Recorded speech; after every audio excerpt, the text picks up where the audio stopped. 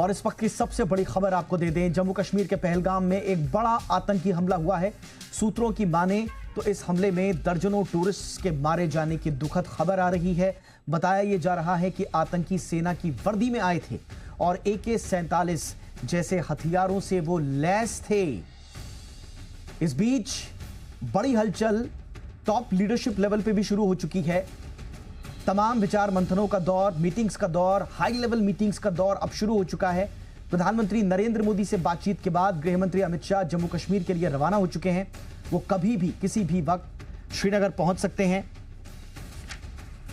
खबर पर ज्यादा अपडेट के लिए इस वक्त मेरे साथ मेरे सहयोगी प्रमोद शर्मा जुड़ चुके हैं। प्रमोद, सबसे पहले अपडेट दीजिए, कितना नुकसान हुआ है और किस तरह से यह हमला हुआ?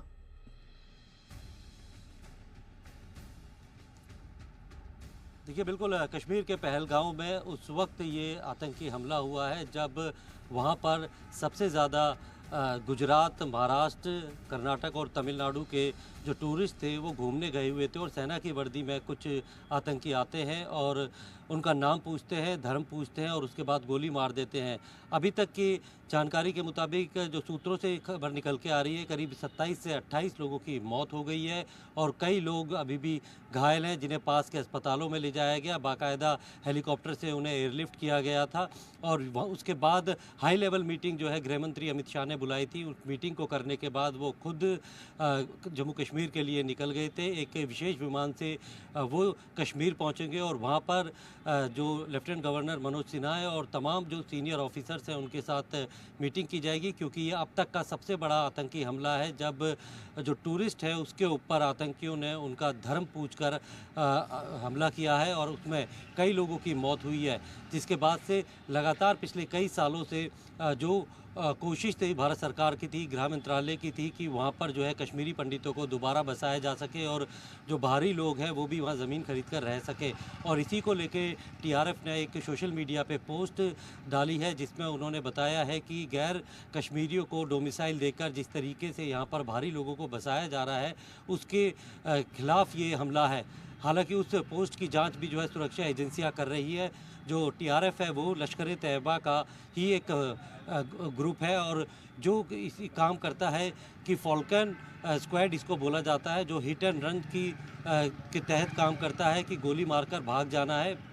पिछले कई दिनों से इनको काफ़ी अत्याधुनिक हथियार भी मुहैया कराए गए थे। इस चीज़ की इंटेल इनपुट भी जो है सुरक्षा एजेंसियों के पास थी और जिस तरीके से ये हमला किया गया है इसमें कहीं ना कहीं जो कुछ लोकल है ओवरग्राउंड वर्कर्स हैं वो उनकी भूमिका भी सामने आ रही है कि उनकी मदद से इस हमले को अंजाम दिया गया है। और यही वजह है कि ये आतंकी हमला जो पिछले काफ़ी वक्त से जो जम्मू कश्मीर में जो अमन और शांति थी और जिस तरीके से वहाँ का टूरिज़्म बढ़ रहा था और लोग जो है बेखौफ होकर वहाँ जाते थे, अब उसके ऊपर एक दहशत जो है वो बैठ गई है, क्योंकि आज तक टूरिस्ट को कभी भी हमला नहीं बनाया गया था जिससे इससे पहले आतंकी जो है वो सुरक्षा बलों को या उनकी गाड़ियों को हमला निशाना बनाते थे। लेकिन इस बार टूरिस्ट को उनका नाम और उनका धर्म पूछकर जिस तरीके से गोली मारी गई है उससे कहीं ना कहीं गैर मुस्लिम लोगों के बीच में दहशत का माहौल है।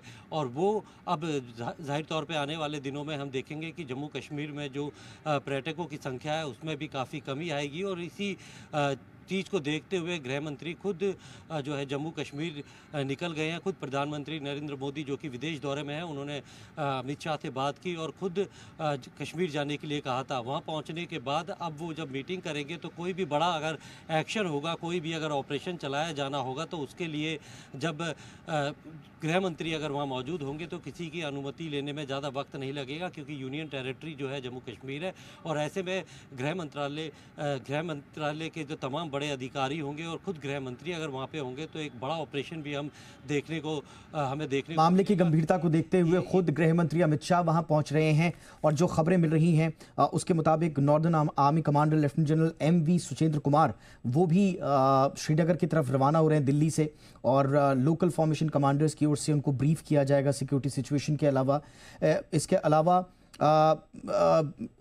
बहुत सारी जो हाई लेवल हलचल है वो अब शुरू हो गई है। एक बड़ी बात जो यहाँ पर जो शायद सुरक्षा बलों को रेस्क्यू में भी प्रॉब्लम आ रही होगी, थोड़ा सा आपसे हम समझना चाहेंगे प्रमोद, वो ये कि बताया जा रहा है कि ये इलाका जो बैसरन वैली जो बताया जा रहा है बड़ी खूबसूरत वैली है, मिनी स्विट्जरलैंड इसे कहा जाता है। बट प्रॉब्लम ये है कि यहाँ पर जो एक्सेसिबिलिटी है वो फुट और हॉर्स बैक पर ही है। पैदल ही आप जा सकते हैं या फिर घोड़ों की मदद से जा सकते हैं। शायद ये पर्यटक जो आए थे वो भी घुड़सवारी का शौक वहां पर पूरा करने के लिए आए थे। तो रेस्क्यू ऑपरेशंस, बचाव अभियान, किस तरह के इनपुट्स आपको मिल रहे हैं, वहां पर किस तरह की मुश्किलात आ रही हैं? देखिए बिल्कुल वहाँ पे कनेक्टिविटी इतनी स्मूथ नहीं है कि आप गाड़ी से वहाँ पहुँच जाएंगे। पैदल चलना है या फिर घोड़े के ऊपर सवार होकर वहाँ पहुँचा जा सकता है। और जिस तरीके से हमला किया गया है, आसपास काफ़ी घने जंगल भी हैं और जो ओवरग्राउंड वर्कर हैं उनकी मदद से ये हमला किया गया है। और जिन्होंने हमला किया है उन्हें पता था कि यहाँ से अगर हमला करने के बाद वो सुरक्षित किस रास्ते से निकल सकते हैं। और यही वजह है कि हेलीकॉप्टर की मदद से ना सिर्फ सर्च किया जा रहा है बल्कि हेलीकॉप्टर की ही मदद से जितने भी घायल थे या फिर जो लोगों को गोली लगी थी उनको एयरलिफ्ट किया गया था और पास के जो अनंतनाग या दूसरे जो हॉस्पिटल हैं वहाँ पर ले जाया गया। हालांकि अब इस मामले में जो है एनआईए की एक टीम कल जो है स्पॉट है वहाँ पर पहुँचेगी और इस केस की जांच भी एनआईए शुरू करेगी, क्योंकि जितने भी टेरर से रिलेटेड केस होते हैं वो उन्हें एनआईए ही डील करती है।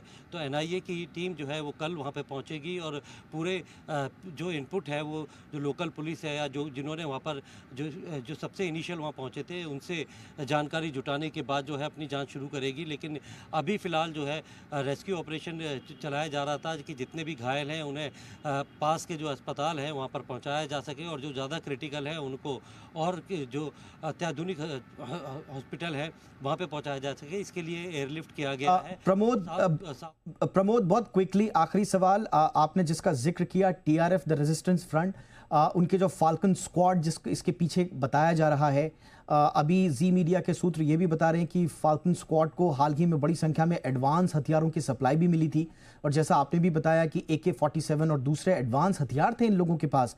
कितना बड़ा सरदर्द बन सकते हैं ये टीआरएफ? क्या है, बताया जा रहा है कि लश्कर तैयबा का ही एक फ्रंट है, फाल्कन स्क्वाड उसी का हिस्सा है। तो ये नया सरदर्द सुरक्षा बलों के लिए, नई चुनौती सुरक्षा बलों के लिए आप कितनी गंभीर मानते हैं और कैसे इसको टैकल किया जाएगा? देखिए, अगर कोई भी आतंकी संगठन है, उसका कोई भी ग्रुप है, तो वो एक बड़ी चुनौती जो है सुरक्षा एजेंसियों के लिए इसलिए भी रहता है क्योंकि कहीं ना कहीं जो लोकल सपोर्ट है उनको सबसे ज़्यादा मिलता है और जो ना सिर्फ उनके छुपने में मदद करते हैं बल्कि जो बाकी की लॉजिस्टिक और जो चीज़ें हैं वो भी मुहैया कराते हैं। तो कहीं ना कहीं जो सेना है या फिर पैरामिलिट्री फोर्स है उनको आइडेंटिफाई करने में मुश्किल होती है और ओवरग्राउंड वर्कर जो है उनको भी ख़ास तौर पे ट्रेन किया जाता है कि जब अगर इस तरीके का अटैक होगा तो वो किस तरीके से उनको जो है भागने में, फरार होने में जो है उनको एक सेफ पैसेज देने में मदद करेंगे। पाकिस्तान की तरफ से ये पूरा जो है प्लान किया गया था जिसमें लश्कर तैयबा और जैश मोहम्मद दोनों ने मिलकर जो है ये टीआरएफ की मदद से इस अटैक को करवाया है। जो अभी तक जो सूत्रों से जानकारी मिली है तो उसको लेकर जो पूरे जम्मू एंड कश्मीर में हाई अलर्ट घोषित कर दिया गया है और ये कोशिश की जा रही है जितनी भी ऐसी जगह है जहाँ पर टूरिस्ट सबसे ज़्यादा है और ख़ास तौर पे विदेशी टूरिस्ट है और जितने भी गैर मुस्लिम टूरिस्ट हैं उन जगहों पे सुरक्षा को बढ़ा दिया गया है कि कहीं अक्सर जो है जो ट्रेंड देखा गया है कि एक जगह अटैक होने के बाद कहीं दूसरी जगह पे भी दूसरा ग्रुप, क्योंकि ये जो फाल्कन स्क्वाड है ये छोटे छोटे ग्रुप में काम करता है और हिट एंड रन की पॉलिसी पे काम करता है कि मारने के बाद वो वहाँ से फरार हो जाता है। पूरी तरीके से जो भौगोलिक स्थिति है वहाँ की उसके बारे में अच्छी तरह से वाकिफ होता है। तो सुरक्षा एजेंसियों को भी ओवरग्राउंड वर्कर्स हैं, उनके साथ ऑपरेशंस को मिलकर अंजाम देते हैं ये लोग, बट देखते हैं कि कैसे वहाँ पर सिक्योरिटी सिचुएशन को हैंडल किया जा रहा है। आई एम श्योर कि वहाँ पर तमाम सुरक्षा बलों की मुस्तैदी से लगातार वहाँ पर कॉम्बिंग ऑपरेशन, सर्च ऑपरेशंस जारी होंगे। इलाके को पूरा घेर लिया गया होगा। हमें ये भी बताया जा रहा है कि चप्पे चप्पे पर वहाँ के पूरे इलाके में जंगलों के बीच में जाकर इन आतंकियों की तलाश की जा रही है। लेकिन फिलहाल इस अपडेट के लिए और इस जानकारी के लिए बहुत बहुत शुक्रिया प्रमोद। आप नज़र बनाए रखें इस मामले पर, आगे भी आपसे अपडेट लेते रहेंगे हम।